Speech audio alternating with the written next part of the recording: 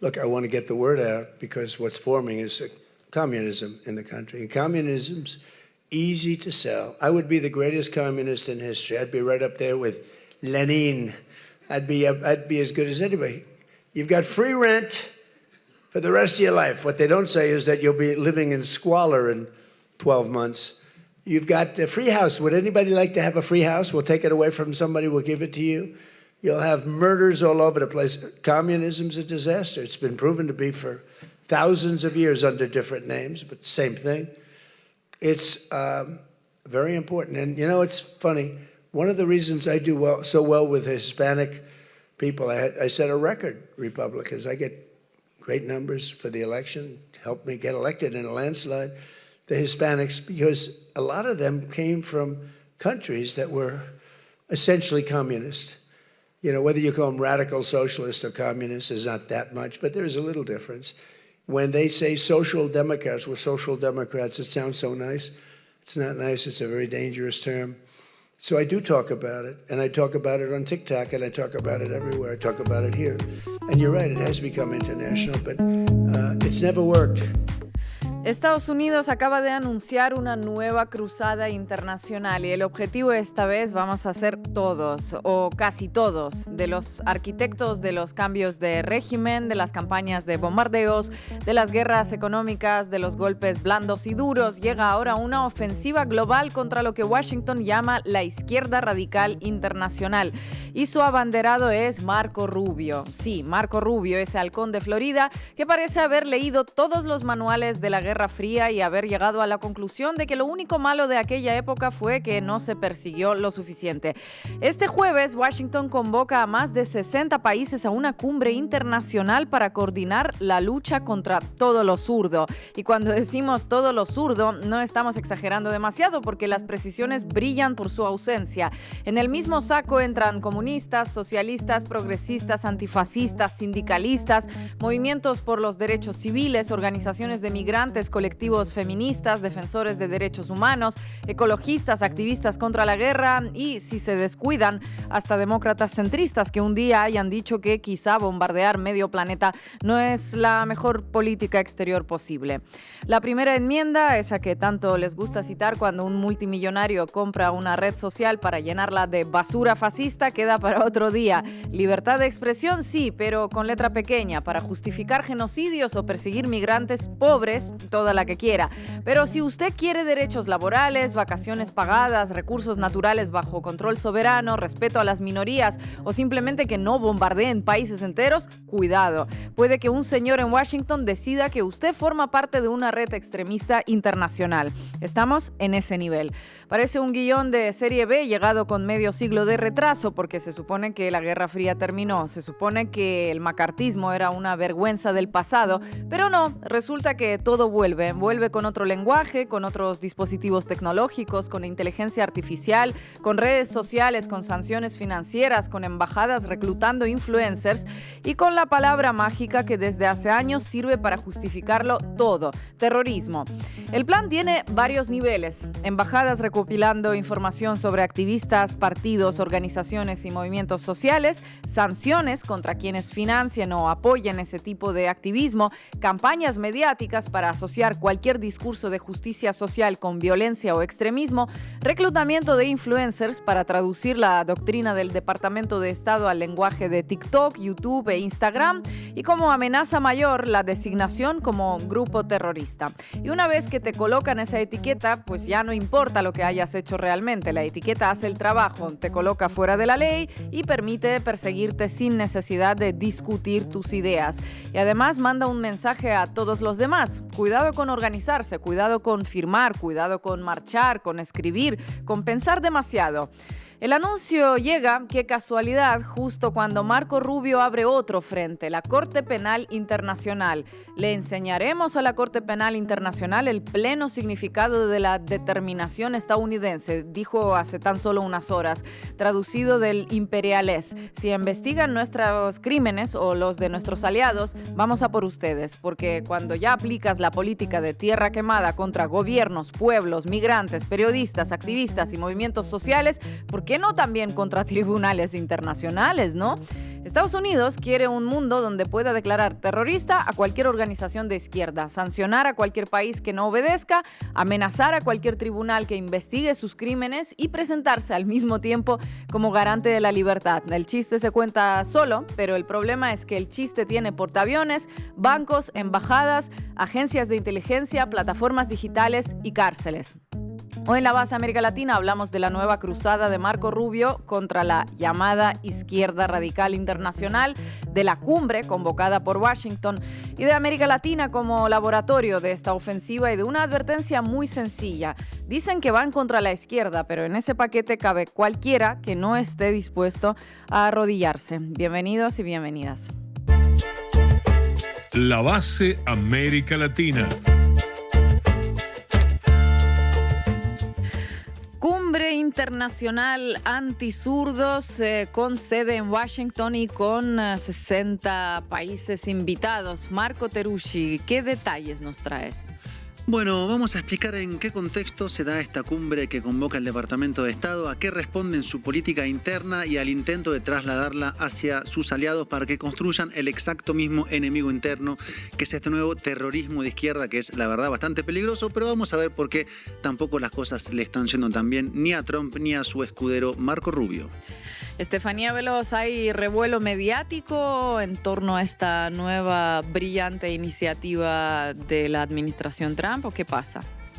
Ina, los medios estadounidenses dicen que hay un anticristo y eso es todo lo que se le parezca a la izquierda o algo que le llaman el antifa o algo así. Vamos a ver cómo lo describen y sobre todo cómo se refieren a los nazis, que los hay en Estados Unidos. Ya veremos este doble rasero que nunca falla en los medios estadounidenses. Y hoy para analizar este tema nos acompañará la comunicadora popular internacionalista, periodista de BTS News desde Estados Unidos, Zoe Alexandra. Arrancamos ya, Juanma. Debí tirar más datos. Con Marco Teruggi. Un fantasma recorre el mundo, escribió Karl Marx en 1848. Tenía razón, o mejor dicho, la tendría algunas décadas después con la Revolución Rusa. 178 años más tarde, el gobierno de Estados Unidos parece habitado por la misma máxima de Marx, pero al revés, no como un fantasma de esperanza, como deseaba entonces el joven alemán que levantaba las banderas de la abolición de la lucha de clases, sino ahora como la gran amenaza que acecha a Estados Unidos y al mundo. Combatir al comunismo en pleno siglo XXI, pero ¿dónde hay tal comunismo? Se preguntarán con justa razón al mirar el mapa del mundo. Bueno, eso para el gobierno de Trump y su escudero Marco Rubio al frente de la política exterior y seguridad nacional es lo de menos. Poco importa que sus declaraciones se ajusten a la realidad, ya debería saberse. Importan los objetivos, no que los argumentos para llegar hasta allá sean creíbles. Así que decidieron convocar a una cumbre para este 15 de julio, centrada en, escuchen bien, el resurgimiento del extremismo político transnacional y las redes violentas de extrema izquierda. Al frente de la convocatoria está Rubio, que invitó a cancilleres o representantes de más de 60 países de América Latina y el Caribe, Europa y Asia, hasta donde se sabe. Todos reunidos en Washington para ver cómo construir ese enemigo interno de izquierda que ahora, según Rubio, todos deben combatir en sus respectivos países. Un enemigo sobre el que el vocero del Departamento de Estado, Tommy Pigott, precisó algo más, aunque el término precisar es bastante generoso. Dijo Pigott que buscan atacar al terrorismo político, que es una amenaza antigua que resurge con fuertes vínculos transnacionales y nuevas convergencias. Y en su idioma, terrorismo político es igual a extrema izquierda. Y Pigott agregó, nuestros esfuerzos se centran en actividades que cumplen con la definición de terrorismo, asesinatos, secuestros, amenazas contra instalaciones y fuerzas del orden, así como ataques a la infraestructura crítica y al personal militar y a la población civil, escribió. Pero escuchemos directamente a Pigott, que fue parte del Comité Nacional Republicano y miembro de la campaña de Trump en el 2024. Ahora es vocero del Departamento de Estado. So, Tommy, if you could talk about this resurgence of transnational far-left terrorism, how serious is this? It's incredibly serious, and that's made all the more so by the fact that this has been a gap in our counterterrorism strategy for many decades. No more under President Trump. We're addressing this gap and making sure we're having the coordination, information sharing, and action necessary to address this growing threat, which is really transnational. We're seeing these groups operate across borders. Bien, detengámonos en lo que decía Pigot. Acá tenemos un punto claro en la construcción del, abro comillas, enemigo interno que Estados Unidos quiere que todos sus aliados adopten como propio. Es un enemigo que está conformado, según Estados Unidos, por la amalgama entre terrorismo e izquierda, una unión muy peligrosa por las implicancias. Recuerden además que el concepto de terrorismo para Estados Unidos es un significante vacío, es decir, es un concepto que rellenan con lo que necesitan según cada momento. Según Washington, terrorista es Al-Qaeda, es ISIS, es el cártel de Sinaloa, es el cártel Jalisco Nueva Generación, es el Ejército de Liberación Nacional de Colombia, es el primer comando de la capital de Brasil y ahora también una parte de la izquierda. Y claro, si todo es tan disímil, es terrorista, en realidad significa que terrorismo es una etiqueta a disposición de la Casa Blanca para designar a cualquier grupo que quieran poner como un enemigo. La lógica es que primero eres enemigo y luego eres declarado terrorista. Y esta política contra la izquierda comenzó en realidad en Estados Unidos desde hace meses. En particular, desde septiembre del año pasado, cuando la Casa Blanca designó a Antifa como organización terrorista nacional. El gobierno acusó a Antifa de ser, cito, una organización militarista y anarquista que aboga explícitamente por el derrocamiento del gobierno de los Estados Unidos, las fuerzas del orden y nuestro sistema legal, cierro comillas. Esa designación tuvo un timing muy preciso. Ocurrió 12 días después del asesinato de Charlie Kirk, el activista político ligado a la esfera del trumpismo que apoyó activamente su regreso a la Casa Blanca. Así que Antifa pasó a ser, luego de este asesinato, una organización terrorista nacional señalada implícitamente por el crimen de Kirk. Aunque, claro, está la pregunta que es: ¿qué es Antifa? La verdad es que es algo borroso, tanto que la orden ejecutiva de Trump plantea que puede perseguir a Antifa o cualquier persona que afirme actuar en nombre de Antifa o para las cuales Antifa o cualquier persona que firme actuar en el nombre de Antifa haya proporcionado apoyo material. O sea, casi que cualquiera puede ser incriminado con una definición tan amplia. Muy borroso, podrán ver, y sin mostrar pruebas de nada. Ya saben que Trump y los hechos probados no se llevan muy bien. Y esta borrosidad no parece casual, sino una manera de ampliar el abanico de quienes pueden ser perseguidos en las calles y en los tribunales en nombre de esta organización Antifa. Porque de eso se trata, de una persecución contra la izquierda a quien Trump acusa de todos los males. Well, the problem is on the left. If you look at the problem is on the left. It's not on the right, like some people like to say on the right. The problem we have is on the left. And when you look at the agitators, you look at the scum that speaks so badly of our country, the American flag burnings all over the place, that's the left, that's not the right.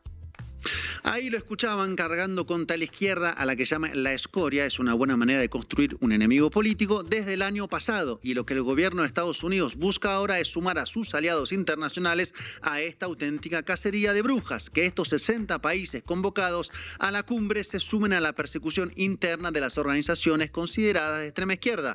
Y para eso fue convocada la cumbre, que comenzó a prepararse desde inicio de año, cuando el gobierno de los Estados Unidos le planteó a sus aliados en reuniones privadas la necesidad de combatir, abro comillas, el terrorismo Antifa y de extrema izquierda, cierro comillas. Y no solamente eso, Marco, sino que Estados Unidos designó en noviembre del año pasado a 4 organizaciones europeas como terroristas. Una en Alemania, el Antifa Ost; en Italia, Confederación Anarquista Informal; y en Grecia, con Justicia Proletaria Armada y Autodefensa de Clase Revolucionaria. Y estas organizaciones están ahora a la par de Al-Qaeda o del cártel de Sinaloa para Estados Unidos. Entonces, el asunto es así. La Casa Blanca te dice quiénes son tus enemigos internos, luego te dice que tienes que combatirlos y finalmente te convoca el Departamento de Estado para darte las instrucciones de cómo hacerlo.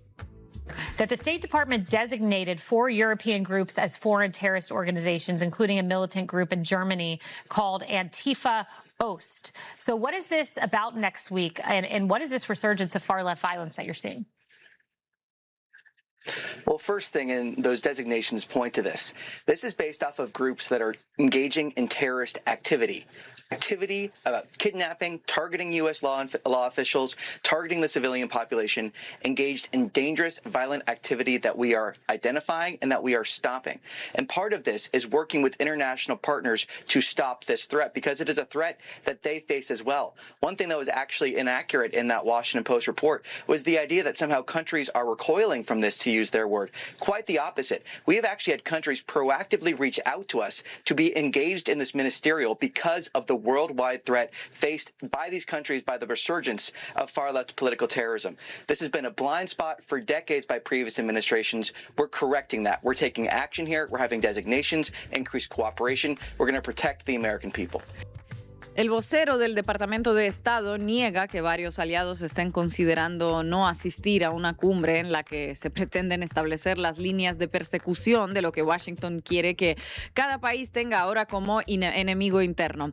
Veremos quiénes se presentan a la cita, pero claro, la pregunta es, ¿algún gobierno, por ejemplo, en Europa considera realmente que existe una amenaza de una izquierda violenta que debe ser declarada organización terrorista? Es más, podríamos preguntarnos si el propio gobierno de Estados Unidos considera realmente tener una amenaza de izquierda internamente, o si todo esto no es más que una coartada para justificar la vigilancia, la persecución y represión de organizaciones de izquierda, movilizaciones o cualquier protesta contra el gobierno. Todo esto tiene mucho, pero mucho olor a lo que en Estados Unidos se conoció como macartismo, que fue la persecución, acusación y censura de miles de ciudadanos sospechosos de simpatizar con el comunismo o ser espías soviéticas, que ocurrió a inicio de los años 50. Una verdadera hoguera anticomunista que fue desde los partidos políticos hasta Hollywood, que tenía a su cabeza al senador republicano Joseph McCarthy. De ahí la palabra macartismo. El anticomunismo siguió después estando presente en diferentes gobiernos, como durante los del republicano Ronald Reagan en los años 80, ese al que admira Trump, y volvió ahora en pleno con la afirmación de que el comunismo, escuchen bien, es la amenaza más grande a la que se enfrenta Estados Unidos, así como suena.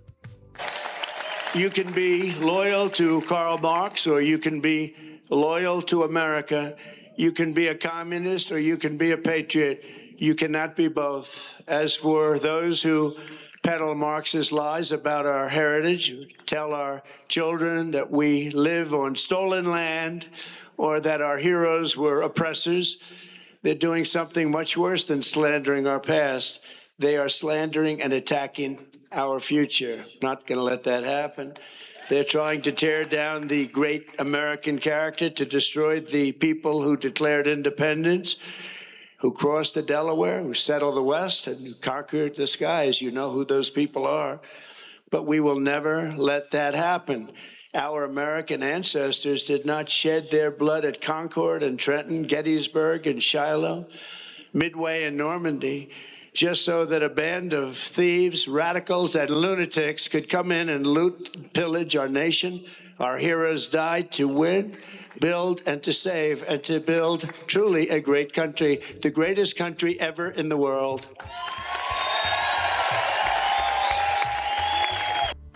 Eso decía Trump el 4 de julio en el discurso de independencia, donde construyó un nuevo clivaje: patriotas contra comunistas. Un comunismo que es, cito a Trump, un cáncer que debe ser eliminado. No hay que ser adivino para darse cuenta que es un discurso, el del cáncer, que abre las puertas de par en par a la criminalización y la persecución política interna. Y permítanme agregar un pequeño detalle. Resulta que unos días antes de este discurso, Trump dijo desde su despacho de la Casa Blanca que en realidad quienes se presentan como socialdemócratas, pues también son comunistas y son la principal amenaza de Estados Unidos. Lo planteó cuando se le preguntó acerca del avance de Zohran Mamdani, el alcalde de Nueva York, y de varios candidatos de socialistas, demócratas en la ciudad. Se ve que a Trump le preocupa el crecimiento de Mamdani y su corriente política, que tuvo buenos resultados electorales en las últimas semanas. Ahora bien, juntemos todas las partes y volvamos a nuestra cumbre internacional contra la izquierda convocada por el Departamento de Estado, una cumbre que tiene entonces un objetivo claro: internacionalizar la persecución a la izquierda que Estados Unidos ya está anunciando puertas adentro. Es decir, fabricar un enemigo que es discursivamente una combinación de terrorismo con izquierda e iniciar una ofensiva contra el mismo. Para lo cual no solo tiene el consenso, sino el aplauso de varios gobiernos de América Latina y el Caribe, como el de Argentina de Javier Milei, que ya anunció su participación. Gobiernos de derecha que puertas adentro ya persiguen o anuncian que perseguirán a los sectores de izquierda, como el caso del próximo presidente de Colombia, Abelardo de la Espriella, quien grita a los cuatro vientos que con él volverá el tiempo de la represión y la persecución. Por lo que este discurso de Trump le viene como anillo al dedo para justificar desde su política interna hasta una alianza con Washington en temas de inteligencia, seguridad y defensa para combatir a este enemigo interno. Veremos qué sale de esta cumbre convocada por Washington, que anuncia más criminalización y persecución a las izquierdas, algo que ya está en marcha si vemos, por ejemplo, la condena a una presunta célula Antifa en el mes de junio de este año por haber atentado contra una instalación del Servicio de Inmigración y Control de Aduanas, el terriblemente conocido ICE. ¿Saben cuánto le dieron a uno de los acusados? 100 años de prisión. Pero toda esta cruzada anunciada desde la Casa Blanca no necesariamente les dará los resultados esperados. De hecho, la socialdemocracia, que no es comunista, aclaremos las cosas como son, está logrando avances en los Estados Unidos, en las urnas y en las ideas. Y las marchas contra la Casa Blanca son cada vez más grandes. Por eso, Trump anda tan preocupado y busca internacionalizar una política de caza de brujas con policías y jueces. Un macartismo del siglo XXI, un siglo donde el fantasma real del comunismo está por ahora ausente, pero donde sí está latente la amenaza para Trump y sus amigos millonarios que la gente se levante ante tanta desigualdad, injusticia, impunidad de los ricos que son obscenamente ricos, y que las personas se movilicen, se organizan y digan un gran basta global, algo que tarde o temprano va a pasar porque tanta desigualdad terminará por detonar. Muchas gracias, Marco. Pasamos a una nota de relieve internacional. La Organización de los Países Arrodillados realizó su evento anual en el Salón del Hilton Hotel con la presencia de casi todos los mandatarios de las Américas y del presidente americano Mr. Wolf. Aquí lo vemos rodeado por sus colegas de Brasil y Argentina, doctores Rómulo y Rana. Seguidamente, el doctor Rana disertó sobre las bondades de una existencia media.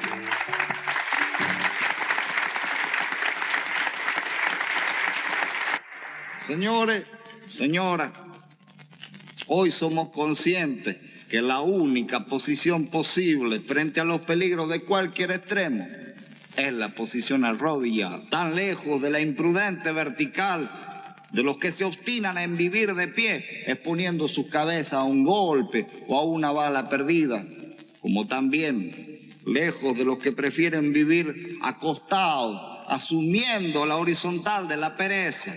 Por eso, señores, la posición arrodillada es la alternativa moderna y realista, capaz de asegurar una existencia media en el continente dentro de los postulados del New International Order. Adelante, Veloz. Vamos arriba, vos. Cuéntamelo todo y exagera con Estefanía Veloz. Voy a empezar la sección de hoy con esta cara, porque el gobierno de Estados Unidos llama célula terrorista a 8 personas que fueron a hacer ruido afuera de una cárcel migratoria en Texas. Llevaban una bocina para gritarles consignas a los detenidos y prendían fuegos artificiales. Fuegos artificiales, peligrosísimo. Sí, bueno, eran de esos que truenan en cualquier fiesta, la verdad. Y las consignas eran muy incendiarias y muy disruptivas, puedo presumir, porque son culpables. Bueno, algunas eran ningún ser humano es ilegal, por ejemplo.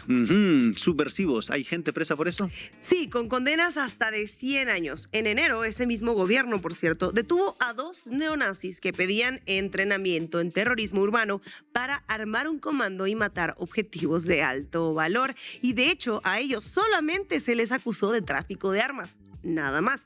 Esa diferencia de palabras es la que van a llevar esta semana a Washington para que la firmen 70 países. El Washington Post destapó la cumbre así. Rubio intenta reclutar a otras naciones en la lucha contra Antifa, pero algunos aliados retroceden. Lo que publicó el diario fue una filtración. Alguien le pasó los documentos que el Departamento de Estado mandó a las cancillerías y ahí se lee que los terroristas de extrema izquierda recurren cada vez más a la violencia organizada y letal para promover sus objetivos políticos. Eso es, insisto, lo que van a afirmar los invitados en esta cumbre antizurdos. Y un diplomático europeo le contestó al Post: nosotros no tenemos Antifa. Otro le dijo: no creo que podamos encontrar ninguna razón por la que nos interesaría asistir a un evento así. Convocan una cruzada mundial contra un enemigo que los propios convocados pues no encuentran en su país. El diario lo cuenta como si el problema fuera que a Rubio le está saliendo mal la fiesta. ABC News publicó 4 días después: Rubio amplía los planes para una reunión de alto nivel centrada en el terrorismo de extrema izquierda, y cita otro documento interno donde el gobierno explica por qué nadie había visto antes esta amenaza.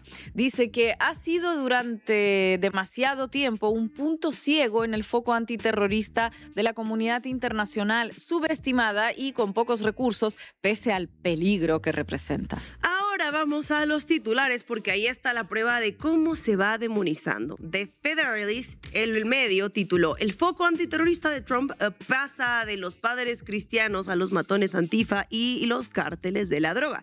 Léanlo otra vez lo que tienen en pantalla. En una sola frase te ponen a los padres de familia de un lado y del otro, en el mismo renglón, a los cárteles de la droga y a cualquiera que salga a una marcha. El editorial celebra que el gobierno haya identificado a la inmigración, los cárteles Antifa y la violencia islámica como las mayores amenazas del país. La inmigración, Antifa, ahí todo con los cárteles. Buenísimo. Segundo titular: el Departamento de Estado designa a 4 grupos Antifa como organizaciones terroristas extranjeras, y dentro va la declaración de Rubio, textual: Estados Unidos seguirá usando todas las herramientas disponibles para proteger a nuestra nación de estos grupos terroristas antiamericanos, anticapitalistas y anticristianos. Fíjense en lo que acaba de definir. No describió una arma ni ningún método, describió 3 cosas, llamémosle la trinidad de los antiamericanismo, anticapitalista, anticristiano. Según la doctrina de Rubio, el verdadero anticristo no llegará con fuego y cuernos del infierno, sino exigiendo sindicatos y sanidad pública. Si para ellos ser anticapitalista es ahora sinónimo de ser anticristiano, resulta que el tipo de Nazaret que repartía pan gratis y agarraba a latigazos a los banqueros del templo acaba de ser clasificado oficialmente como terrorista. Y eso suena a un discurso que tiene consecuencias bastante duras, aunque a veces puede dar risa. Cuando una organización queda designada como terrorista, el que le dona dinero comete un delito,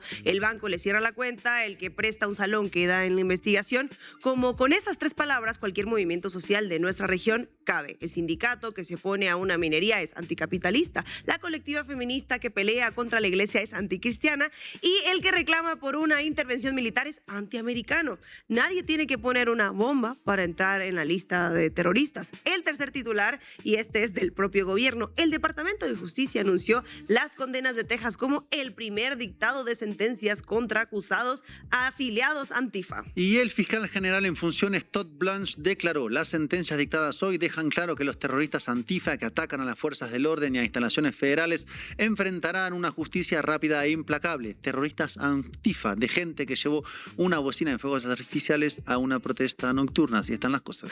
Y los propios papeles del caso quedan asentados que ninguno de los acusados se identificaba como Antifa. Aún así, en el expediente los llaman célula. Las condenas van de 30 a 100 años y son más largas que las que recibió cualquiera. Escuchen bien, de los que asaltaron el Capitolio en el 2021 y que, por cierto, hubo muertos. Ahora veamos con qué pruebas armaron esta amenaza. Straight Arrow News tituló: la lista de terrorismo de Trump incluye Antifa, pero no a los supremacistas blancos. Y cuenta que la Casa Blanca usó un informe del Center for Strategy and International Studies para demostrar que la violencia de la izquierda va en aumento. El informe existe y sí dice eso. Nada más que citaron un pedazo y taparon el otro. El pedazo que taparon dice lo siguiente: en la última década, los extremistas de derecha hicieron 152 ataques en Estados Unidos y mataron a 112 personas. Los de la izquierda hicieron 35 ataques y mataron a 13.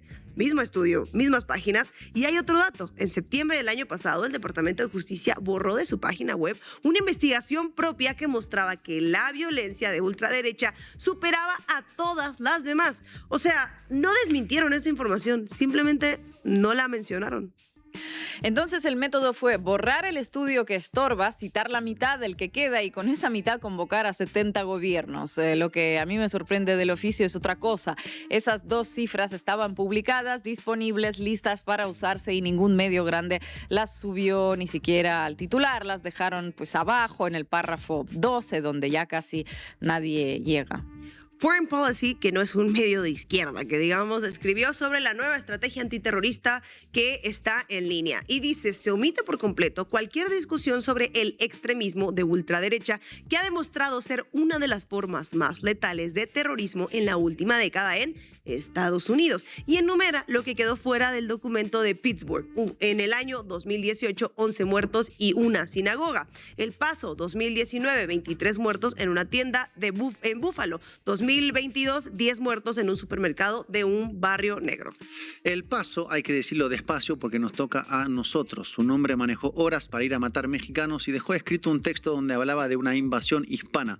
Esa masacre no aparece en la estrategia antiterrorista que hoy le están pidiendo firmar a nuestras cancillerías. Los 23 muertos del Paso no entran en la definición. Los que sí entran son los que se visten de negro y usan Signal.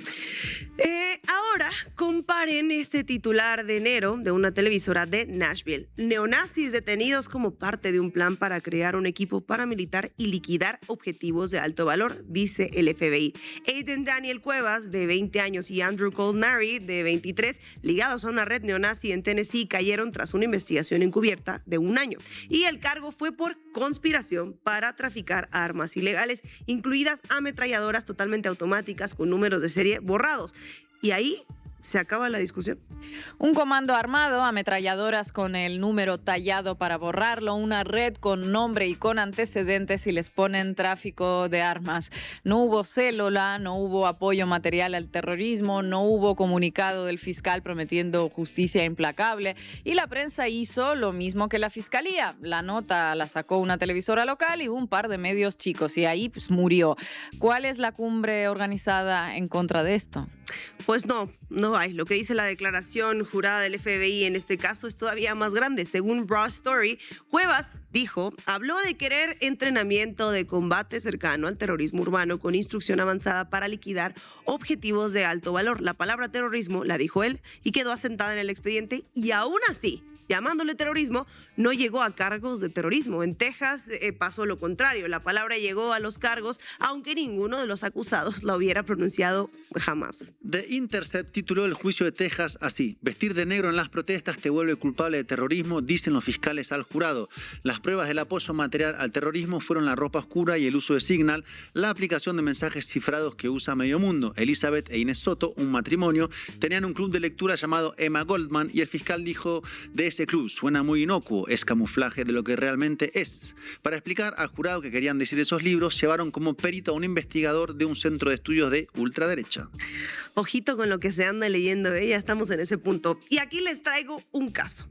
Un acusado de Prairieland es sentenciado a 30 años de prisión por mover una caja de fanzines antifascistas. Los fanzines son publicaciones caseras, hojas engrapadas que la gente imprime y reparte a mano. Daniel Sánchez Estrada no fue a la protesta, no disparó, ni siquiera estaba ahí. Movió una caja de esos papeles después de que arrestaran a su esposa. Su abogado le pidió al juez que el castigo debe corresponder a los delitos, no a los titulares, no a la política, no a los miedos que están sembrados sobre este caso.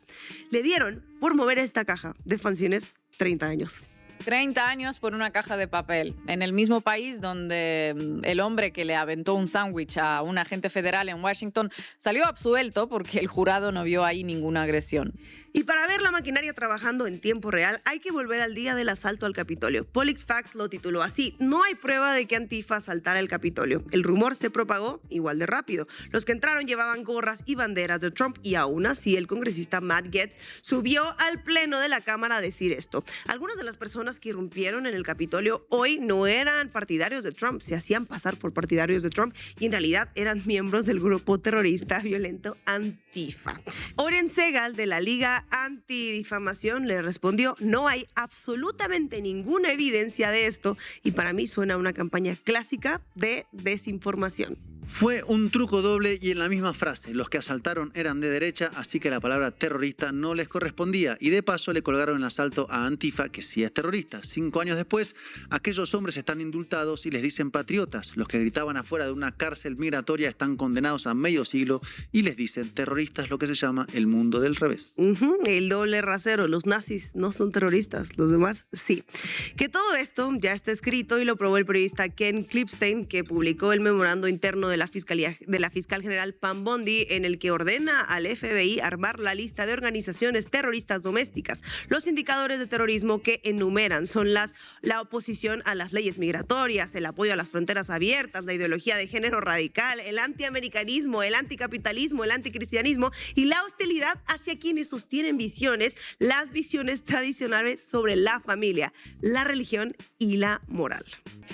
Ahí no hay ninguna conducta, no hay armas, no hay planes, no hay bombas, hay creencias, ¿sí? Pongámoslo en un caso concreto porque suena abstracto y no lo es. Una mujer que dice que su cuerpo le pertenece y que no acepta el lugar que la familia tradicional le asigna, encaja palabra por palabra en 2 de esos indicadores. Klippenstein lo explicó cuando le preguntaron a quién apunta el documento. A cualquiera que no sea partidario de Trump. Así de fácil. La persecución arrancó con Antifa, pero todo indica que esto ya alcanza a las mujeres que exigen derechos. Y para comprobar que el rasero cambia según quien proteste, veamos esta exclusiva de MS Now. El Departamento de Justicia investiga los procesos de la era de Biden contra manifestantes antiaborto según un borrador del informe. La reportera Carol Leoning tuvo acceso a un documento de casi 70 páginas hecho para justificar los indultos a 2 decenas de personas condenadas por bloquear clínicas de aborto, amenazar con violencia y agredir verbalmente a las pacientes y al personal. El tema es que resulta que el Departamento de Justicia archivó los casos de bloqueo de clínicas salvo que hubiera muerte, daño corporal grave o daño patrimonial grave. Encerrar mujeres en la entrada de una clínica y gritarles hasta que se den la vuelta no llega a ese umbral y por lo tanto no se persigue. Ir a una protesta con la ropa oscura sí llega y son 30 años. Y vean este otro titular. Que vote el esposo. Ultraconservadoras en cumbre MAGA piden fin del voto femenino en Estados Unidos. 3,000 mujeres reunidas en San Antonio por Turning Point USA proponiendo eliminar el voto individual de las mujeres y cederle el sufragio al marido como representante del hogar. Y fíjense cómo cierra esta misma nota que menciona Ina, porque el cierre importa tanto como el titular. El último párrafo dice textual que las posturas expresadas en la cumbre de San Antonio corresponden a posiciones ideológicas de grupos conservadores y no constituyen una iniciativa legislativa formal para derogar el voto de las mujeres. Bueno, es verdad que no hay una iniciativa en el Congreso, pero termina la nota y ahí deja al lector con la idea de que fue una ocurrencia de 3,000 señoras en un salón, algo que no tiene nada que ver con el gobierno. Y sí tiene que ver porque el memo de la fiscal Bondi, que sí es un documento oficial y sí ordena investigaciones, considera sospechoso a quien cuestione a la familia tradicional. Una cosa explica la otra y ese cierre la separa como si no coincidieran. Una cosa es lo que dicen las señoras y otra cosa es lo que dice la ley. Los medios que repasamos hoy lo que hacen es que utilizan la palabra terrorista y hacen que signifique lo que convenga. Y hoy conviene que signifique sindicalistas, feministas, migrantes, antifascistas o lo que sea que incomode a sus intereses. Muchas gracias, Estefanía. Read the words of our Declaration of Independence. We fought a revolution against a foreign power, transporting us beyond seas to be tried for pretended offenses. Independence is our birthright. We will never let foreign bureaucrats take that away from us. This administration will not sit by as the ICC and its allies seek to threaten our people. If they believe they can deprive us of our sovereignty, we will teach them the full meaning of American resolve. A buena entendedora, con Ina Afinogénova. Mientras Marco Rubio arma su cumbre para combatir a la extrema izquierda, el New York Times publica una larga nota donde lo describe como el virrey de Venezuela. La investigación se basa en entrevistas con 12 funcionarios de Estados Unidos y de Venezuela que hablaron de forma anónima. Con todas las reservas del caso, la nota aporta elementos para desgranar lo que está ocurriendo desde el 3 de enero. Uno de los puntos sobre los que echa luz es sobre lo ocurrido aquella madrugada luego de que Nicolás Maduro fuera secuestrado. Tras la primera oleada de ataques sobre Caracas, Marco Rubio se comunicó telefónicamente, siempre según New York Times, con Delcy Rodríguez y le habría dicho que tenía 2 opciones y 15 minutos para definir. La primera opción era colaborar con Estados Unidos. La segunda, la amenaza en caso de no colaborar, era que se iniciaría otra ola de ataques masivos sobre Caracas destinados a destruir la infraestructura energética, las bases militares y el asesinato de los funcionarios de más alto rango. A partir de ese momento, Delcy Rodríguez, con el apoyo de otros altos funcionarios, habría decidido colaborar. La persona que amenazó con arrasar una capital latinoamericana desde el aire es la misma que llama a combatir al terrorismo. Interesante. El New York Times afirma que Marco Rubio controla personalmente las finanzas de Venezuela, la distribución de recursos naturales y el funcionamiento del gobierno. Rubio se ha convertido en el virrey de facto de Venezuela, dice el periódico, dominando a una nación soberana de una manera que ningún funcionario estadounidense ha dominado desde que Paul Bremer llegó a Bagdad en 2003 para dirigir el Irak ocupado por Estados Unidos. Si bien Rubio no ha pisado Venezuela, estaría ejerciendo un control minucioso sobre el accionar del gobierno venezolano, incluyendo comunicaciones habituales con Delcy Rodríguez, la presidenta interina. Es una manifestación del poder estadounidense de la era Trump, dice el New York Times, en la que el ganador se lleva todo independientemente de la soberanía y el derecho internacional. Los ingresos por las ventas del petróleo venezolano se están depositando en cuentas que pertenecen al Departamento del Tesoro. Por su parte, Rubio es el encargado de autorizar en qué puede y en qué no puede ser gastado ese dinero. También dispone en qué medida y cuándo se le entrega al gobierno venezolano. Rubio también supervisa la aplicación de las sanciones de Estados Unidos a Venezuela y decide quién puede hacer negocios en el país. El eje principal en este aspecto es el ingreso de empresas estadounidenses al sector hidrocarburífero. Las primeras beneficiadas por esta administración neocolonial son las empresas Trafigura y Vitol, de las que hablamos en otros programas, especializadas en la compra-venta de petróleo, que son las encargadas de llevar los hidrocarburos venezolanos y sus derivados al mercado global. Las empresas perdedoras en esta nueva ecuación son las europeas, chinas y rusas, que están siendo relegadas en favor de las estadounidenses.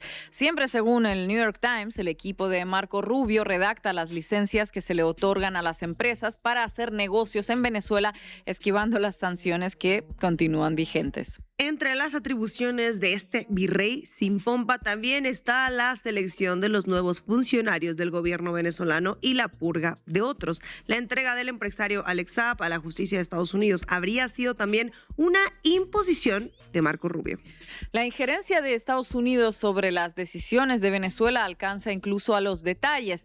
Como ejemplo, el periódico destaca que la visita de Delcy Rodríguez a India fue anunciada desde Estados Unidos, que Delcy Rodríguez solicitó autorización para realizar una entrevista con Fox News y que el canciller Iván Gil debió borrar un tuit en apoyo a Irán por orden del Departamento de Estado, que podría ser rebautizado como Departamento de Colonias. ¿Hasta cuándo se extenderá la situación actual en Venezuela? Según Trump, Estados Unidos dirigiría el país, entre comillas, hasta que haya una transición segura, adecuada y juiciosa del poder. ¿En qué plazo puede pasar eso? No hay precisiones, aunque en una entrevista Trump señaló que Estados Unidos gobernará Venezuela durante años. Por su parte, Rubio ha señalado que el plan tiene 3 etapas. La primera, recuperar la economía. La segunda, estabilizar el país. Y la tercera, llamar a elecciones. Es lo que vienen repitiendo desde hace meses. Hasta aquí nos centramos en la publicación publicación del New York Times, pero ¿qué vemos si miramos la otra orilla? ¿Qué está diciendo el equipo que con Delcy Rodríguez a la cabeza está gobernando Venezuela? ¿Cuál es el plan? ¿Hacia dónde se dirigen? La situación es por demás confusa y la falta de una comunicación oficial que clarifique, pues la verdad que no colabora. Sin embargo, un medio oficioso, la plataforma Misión Verdad, publicó una nota analítica que permite desentrañar cómo se procesa toda esta ocupación neocolonial en el gobierno venezolano. Según este medio, y cito, la obligación central de un gobernante es proteger la supervivencia y los intereses vitales de su Estado, lo que frecuentemente obliga a priorizar decisiones pragmáticas sobre postulados ideológicos.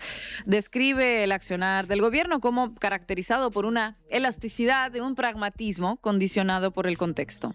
Misión Verdad también publica una versión similar a la del New York Times, aunque con variaciones acerca de lo ocurrido la madrugada del 3 de enero. Según esta versión, Delcy Rodríguez y Jorge Rodríguez, Diosdado Cabello y Vladimir Padrino López habrían sido informados del asesinato de Nicolás Maduro y se habrían declarado dispuestos a correr la misma suerte. La negociación con los invasores se habría abierto tras la confirmación de que Maduro continuaba con vida. Desde ese momento, Estados Unidos modificó el enfoque y desapareció la narrativa que criminalizaba al gobierno venezolano.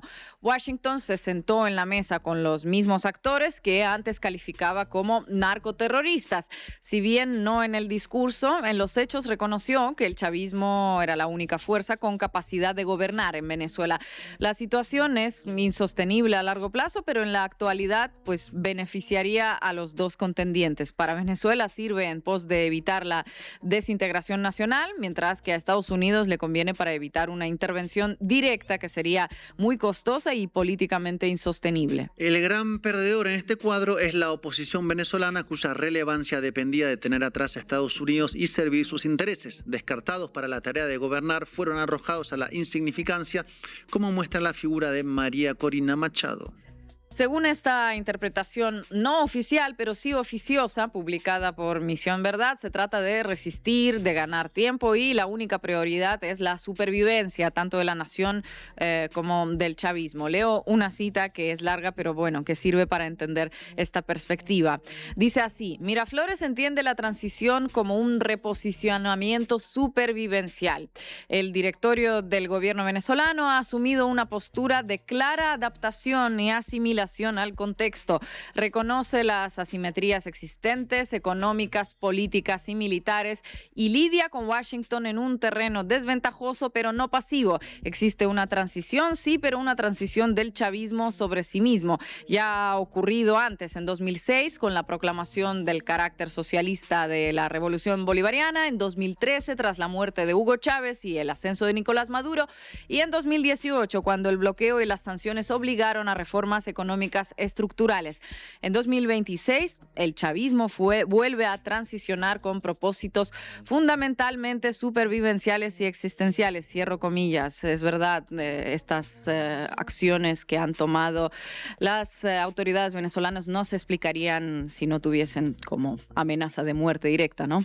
Continuamos con la cita. La estructura de poder chavista permanece casi intacta en sus cuadros directivos, posiciones de liderazgo y cohesión institucional. Ejerce el poder formal, concentra el mayor peso económico del país y mantiene una base de articulación social. El chavismo rige Venezuela en dimensiones materiales y existenciales. El gobierno entiende que, mediante una gestión pragmática, puede preservar la supervivencia fiscal de la República, alejar el país de la agresión directa, mantener las riendas del Estado, promover la cohesión nacional, sostener la paz interna y evitar el colapso definitivo, dice la cita. Tenemos entonces trazadas las dos perspectivas. Por un lado, la administración neocolonial implementada por Estados Unidos y que pretende gobernar Venezuela durante muchos años. Por el otro, un gobierno que acepta ser correa de transmisión de esa política en pos de evitar la desintegración del país y de ganar tiempo y de mantener el poder. ¿De ganar tiempo para qué? Nos preguntamos. Bueno, para esperar el final del gobierno de Trump y resolver la situación actual en otro contexto más favorable. En este momento, los dos actores coinciden en sostener el status quo, pero un punto clave del futuro y una posible ruptura del actual equilibrio será si se produce el llamado a las elecciones. A la administración Trump le conviene que se realicen antes de abandonar la Casa Blanca. Para el gobierno de Venezuela y su plan de ganar tiempo, se trata de estirar el plazo hasta que el actual equipo de Trump, de gobierno de Trump, ya no dirija los destinos de Estados Unidos. Contactos directos y diarios entre el secretario de Estado Marco Rubio y la jefe interina del régimen de Venezuela, Delcy Rodríguez. ¿Qué tal? Bienvenidos a Club de Prensa. Es lo que desvela este artículo del periódico The New York Times. Según la hipótesis de este diario, ambos mantienen conversaciones permanentes por WhatsApp. Va más allá todavía este periódico y apunta incluso a que Rubio y Delcy Rodríguez se envían selfies, memes y hasta felicitaciones de cumpleaños.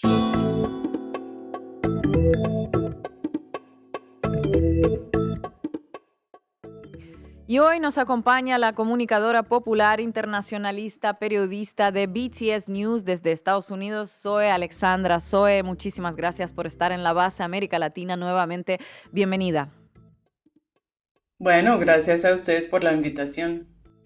Zoe, la ofensiva contra la izquierda radical internacional que anunció Rubio y Trump amerita que los sectores progresistas nos preocupemos, ¿o crees que puede quedar en mero anuncio amenazante sin ir a más?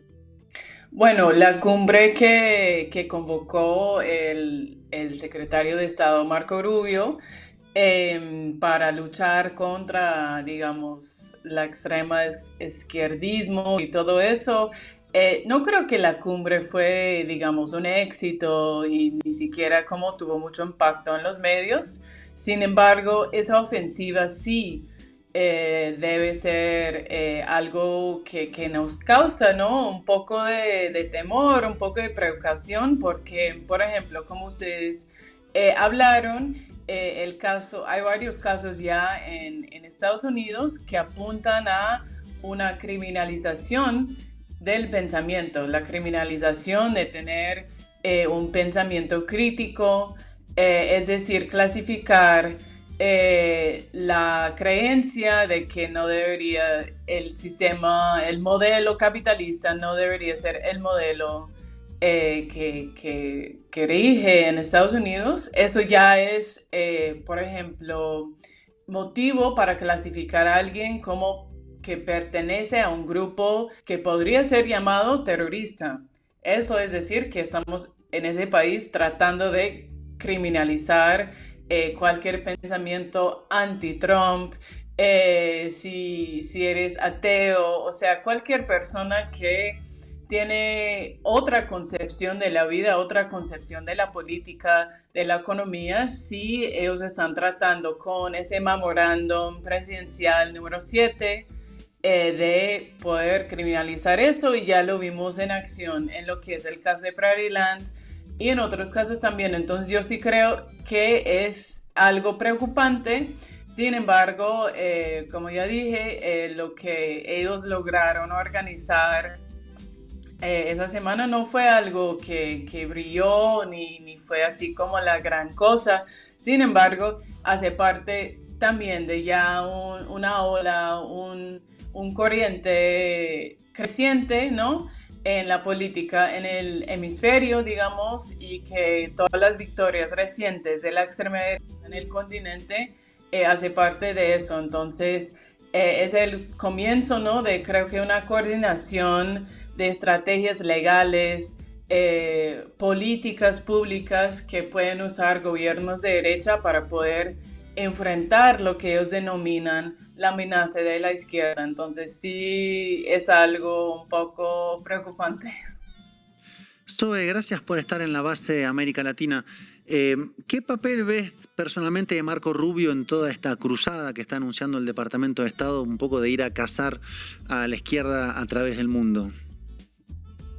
Bueno, Marco Rubio es el que lidera esa marcha, ¿no? Él está en todo lado.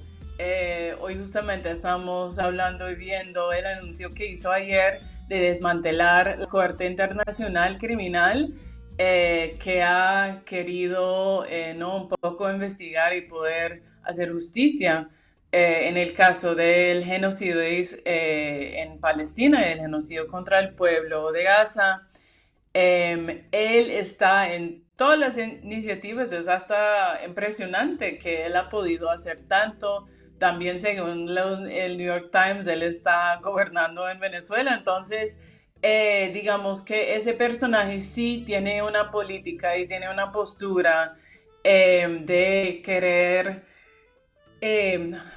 mostrar a Estados Unidos como un poder dominante en el hemisferio occidental, mostrar la fuerza y el poder de Estados Unidos en América Latina y el Caribe, pero no solo eso, también en el caso de Irán, Marco Rubio fue una de las personas que más motivaba para la guerra, para los ataques con Israel. Entonces es una persona que quiere poder llevar a cabo esa política externa sin que la población doméstica, digamos, de Estados Unidos interfiera con esos, digamos, propósitos. Y por esa razón, él también juega un papel importantísimo por dentro de Estados Unidos por querer criminalizar lo que es la oposición a la política de Donald Trump, porque todo sería más fácil si no existiera una mayoría de la población que estuviera en contra de las acciones de Estados Unidos en Irán.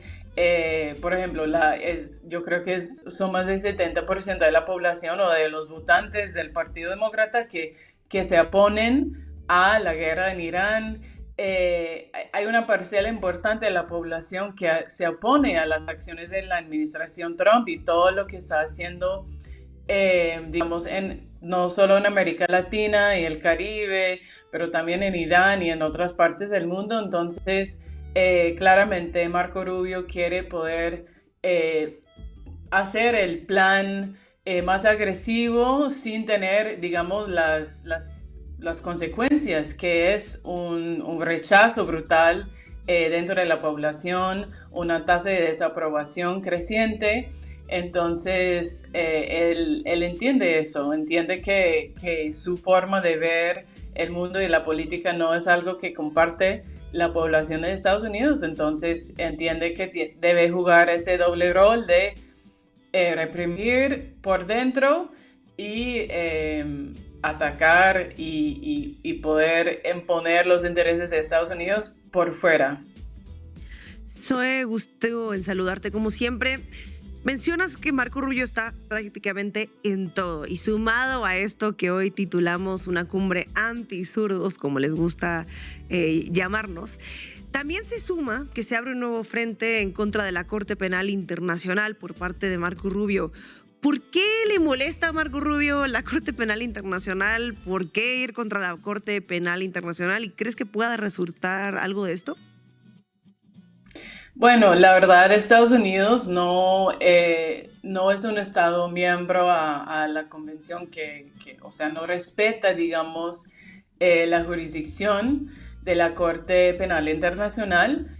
Estados Unidos siempre se ha opuesto a la creación de esa entidad y es más, tiene una ley establecida, ¿no? Que es la ley de invasión a la Haya, que básicamente dice que si la Corte Penal Internacional quiere llevar a cabo una orden de captura contra alguien de Estados Unidos, el ejército de Estados Unidos, las Fuerzas Armadas, tienen el derecho de invadir a los Países Bajos, es decir, invadir a la Haya. Entonces, lo que dice Marco Rubio hoy en día, que yo leí ese comunicado del Departamento de Estado en que dice que va a usar toda opción diplomática para poder que se respete la soberanía de Estados Unidos, lo cual también es súper chistoso porque él es que aboga para la política intervencionista en todo el mundo, pero sí le importa la soberanía cuando tiene que ver con Estados Unidos. Entonces, para mí es una continuación de la política de Estados Unidos frente a esa corte. En ese caso, entonces, ¿por qué hace esa declaración? ¿Por qué declara que va a lanzar una campaña? Bueno, porque la Corte Penal Internacional tiene órdenes de captura contra 2 líderes israelíes muy importantes y ellos quieren seguir con el proceso llevado a cabo por Israel y Estados Unidos de desmantelar la ley internacional en todo aspecto y concretizar la impunidad. Hoy en día estamos en esa, digamos, esa lucha de, por un lado, Estados Unidos e Israel querer desmantelar, digamos, lo que es la ley internacional, las convenciones que construyen la ley internacional, y por otro lado, una comunidad internacional pasiva que quiere que existan, digamos, instituciones y entidades como las Naciones Unidas, como el Convenio de Ginebra, pero no ha podido, digamos, defenderlos y hacer que cumplan, porque según lo que se ha pasado como resoluciones en la ONU, según lo que ha dicho la Corte Internacional de Justicia, la Corte Penal Internacional, deben ser arrestados y detenidos Benjamin Netanyahu, Yoav Gallant, deben ser detenidos, digamos, la expansión de los asentamientos en Cisjordania, y nada de eso está siendo respetado, cumplido, ni la comunidad internacional está tratando de que cumplan. Entonces, Israel y Estados Unidos avanzan en, digamos, ese intento de socavar las estructuras internacionales, y ellos van a querer con esa campaña hacer que otros países salgan de la Corte Penal Internacional para poder ya debilitarlo y hacer que casi que no funcione. Entonces, están haciendo esa jugada a favor de Israel para protegerlo y para tratar de salvar una parte de su legitimidad. Sin embargo, la opinión pública de todo el mundo está en contra de Israel, entonces esa jugada tampoco va a servir, y la falta de cumplimiento, digamos, de las órdenes de captura muestra que tampoco van a ser los Estados-naciones que hacen justicia con Israel, y va a ser lucha de todos los pueblos del mundo para poder romper con esa impunidad que rige en el mundo. Soy una última pregunta de mi parte. Tú estás en Estados Unidos. ¿Cómo perciben ustedes, los sectores progresistas o centrodemócratas incluso dentro del país, todas estas cruzadas que al menos pues desde lejos parece que se están intensificando? ¿Hay algún plan de reacción de su parte? Bueno, en medio de todo eso también estamos viendo una oleada de violencia por parte de las agencias federales del Departamento de Seguridad Nacional, que serían los ataques de ICE. Ellos están tratando de cumplir con un meta de varios miles de detenciones diarios. Ellos están cambiando la estrategia para aumentar la cantidad de detenciones de migrantes, y en lo que ha sido la última semana, ICE han matado en sangre fría a 3 personas, 2 personas por bala, digamos, asesinatos directas, otra que surgió hoy, que salió hoy la noticia, de una persona que estaba huyendo de una operación y fue, tuvo un impacto de un auto y ahí murió de las heridas. Entonces, digamos que es otra vez esa estrategia de la administración de Trump de hacer muchos ataques en todos los frentes posibles. Sin embargo, la reacción del pueblo sí ha sido de mucho rechazo. La muerte o el asesinato, digamos, de Lorenzo Araujo la semana pasada, Salgado Araujo, la semana pasada en Houston, el asesinato del joven colombiano ayer en el estado de Maine, sí ha despertado otra vez un rechazo muy fuerte de todo lo que es la política de Donald Trump. Entonces yo creo que las personas ven como conectadas esa persistencia, ¿no?, a la guerra en Irán, cuando la mayoría de las personas en el país están completamente en contra, cuando todos los precios están subiendo y ellos insisten en seguir su guerra para poder controlar hoy en día ya el estrecho de Hormuz. Entonces yo creo que hay mucho descontento en la población y más todavía cuando hay tanta violencia y un intento de encubrir lo que está pasando, pero termina siendo igual de peor. Entonces creo que el rechazo sí existe y está fuerte y se está manifestándose en las calles en ese momento, que hoy ya es contra la política de migración de la administración de Donald Trump, pero creo que las cosas no se han separado. Las mismas personas que protestan contra ICE entienden que el ataque a la izquierda, digamos, la represión, la criminalización, hace parte de la estrategia de Donald Trump de poder llevar a cabo una política nefasta y tratar de contener cualquier oposición a ella. Entonces, así es como lo veo yo. Zoe, muchísimas gracias como siempre por tu análisis. Bueno, gracias a ustedes. Y llegamos al final del programa. Suscríbanse ahora como nunca a nuestras cuentas en redes sociales, Instagram, YouTube, Facebook, TikTok. Somos La Base América Latina antes de que por extremistas obliguen a las redes a retirar cuentas de medios de izquierda, no les demos ideas. También les animo que apoyen nuestro trabajo haciéndose socias y socios de Canal Red. Es sumamente importante para que podamos continuar todos los días a traerles la información de lo más rigurosa e importante. Pueden hacerlo escaneando el QR que les dejamos en pantalla y les vamos a dejar otro QR que les va a llevar directamente a nuestra playlist en Spotify y nos vamos a ver aquí mañana a las 7 horas chilanga como siempre. Hasta pronto.